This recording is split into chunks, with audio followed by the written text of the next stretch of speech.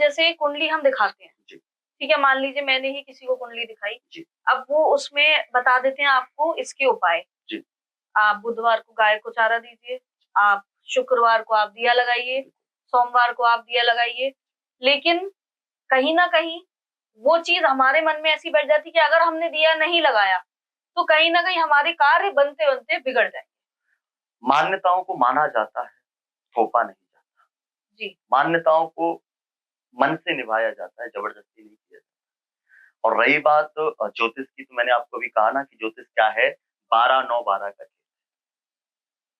लेकिन मैं आज आपको कह दूँ कि आप मूँगा पहन लीजिए, आपका व्यापार बहुत अच्छा चलेगा, आप पुखराज पहन लीजिए। लेकिन अब अंतर इतना आता है कि मैं बोल के चला गया, आपको ओरिजिनल मिला या नहीं मिला? क्योंकि आज संसार में ओरिजिनल है तो उसकी डुप्लीकेट पहले आ जाती है। पहले आ जाती है, सीधी बात। तो इसलिए मैं तो एक ही चीज़ कहता हूँ, आपको मैं पुनः रामचरितमानस में लेके चलूँगा कि अगर हमारे संसार में 9 ग्रह हैं, 9 ही ग्रह हैं, आप सब जानते जी, हैं, आप भी हाँ, अच्छे से जानते होंगे। 9 ग्रह हैं, उसके ऊपर एक और ग्रह है जो आज तक आपको भी नहीं पता और ना आपके दर्शकों को पता होगा। हमारे 9 ग्रह के अलावा एक और ग्रह है जिसको हम कहते हैं अनुग्रह। अनुग्रह का अर्थ होता है कृपा। जहाँ पर कृपा राम की हुई, ता पर कृपा करें सब कोई। जिसके ऊपर परमात्मा की कृपा होती है, उसका 9 ग्रह भी जीवन में कुछ बिगाड़ नहीं। और ये हमारे जीवन की बहुत बड़ी भ्रांति है कि हम शनि से डरते हैं, हम राहु से डरते हैं, हुँ, हम केतु से डरते हैं, जबकि ये कभी किसी का बुरा नहीं करते। शनि क्या है? शनि कर्म फल का दाता। आप जैसे कर्म करोगे आपको उसका फल मिलेगा। न्याय का देवता है। बिल्कुल। अब आप विचार करो कि मैं दूसरे के बहन-बेटियों के प्रति गलत नियत रखूँ, दूसरे के धन के प्रति गलत नियत रखूँ, दूसरे का धन छीनूँ, उसको मारूँ, इसको काटूँ, इसकी बनती बात बिगाड़ूँ, उसकी बनती बात बिगाड़ूँ, अपना ही अपना चाहूँ और हर शनिवार को जाके सरसों के तेल का दिया शनि के दरबार में लगा आया हूँ, तो ऐसा शनि आपको कभी स्वीकार नहीं। आप रोज हनुमान चालीसा पढ़िए। हनुमान जी को सबसे ज्यादा प्रिय क्या है? ब्रह्मचारी। क्यों? क्योंकि वो स्वयं ब्रह्मचारी। आप विचार कीजिए। आप रोज भले 51 पाठ करें, 108 पाठ करें, और अगर आपका ब्रह्मचर्य नहीं है, तो हनुमान जी आपको कभी स्वीकार नहीं। उसी तरह शनि आपको तभी स्वीकार करेंगे जब आप चरित्रवान हो। शनि आपको तभी स्वीकार करेंगे जब आप नीतिवान हो। अगर आप में नीति नहीं है, चरित्र नहीं है, आपकी अपनी मर्यादाएं नहीं है, तो शनि आपका कभी कल्याण नहीं कर सकता। चाहे आप रोज शनि चालीसा करें, चाहे कुछ भी। और अगर किसी का शनि मैं इस पॉडकास्ट के माध्यम से बता दूं, किसी का शनि अगर नीच स्थिति में बैठा, शनि की साढ़े साती चल रही हो, ढैया चल रही हो, परेशान हो रहा हो, तो उसको शनि से बिल्कुल भी घबराने की जरूरत नहीं है, क्योंकि शनि का भी हमारे पास एक तोड़ है जिसको हम कहते हैं बजरंग बली। और ऐसी कोई गली नहीं जहाँ बजरंग बली की चली नहीं। क्योंकि जब शनि हनुमान जी के ऊपर आकर बैठा था, हनुमान जी को भी शनि लग गया था, आपको सुनकर प्रसन्नता होगी। हनुमान जी को जब शनि लगा तो सिर पे आके बैठ गया। हनुमान जी ने कहा मेरा सिर भारी हो रहा है। अब हनुमान जी तो हनुमान जी अतुलित बल के धाम है। उन्होंने एक बड़ा सा पर्वत उठाया और अपने सिर पे रख लिया। अब जैसे सिर पे रखा तो सिर के ऊपर शनि बैठा था, शनि दबने लगा। शनि चिल्लाने लगा, अरे महाराज मैं गलत जगह बैठ गया, मुझे क्षमा करो, मैं आज कल आपकी तरफ देखूंगा भी नहीं।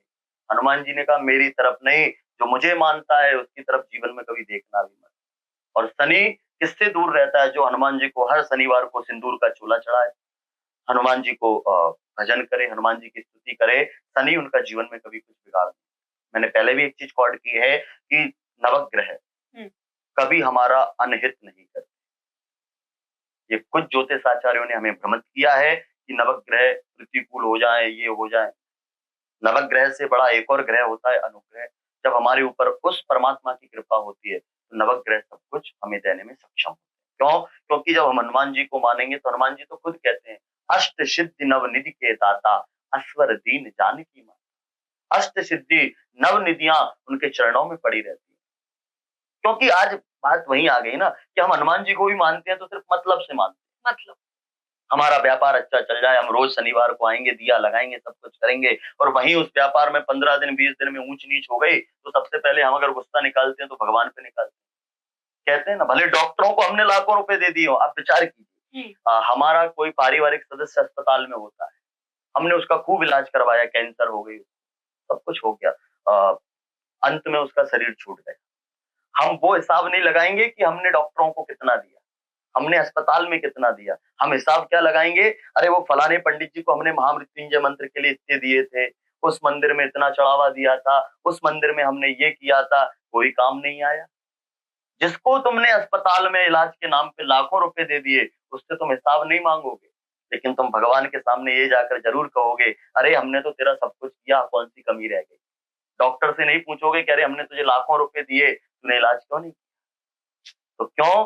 क्योंकि हम जोर उसी पर चलाते हैं जिससे हमारा जोर होता है। बस चलता है।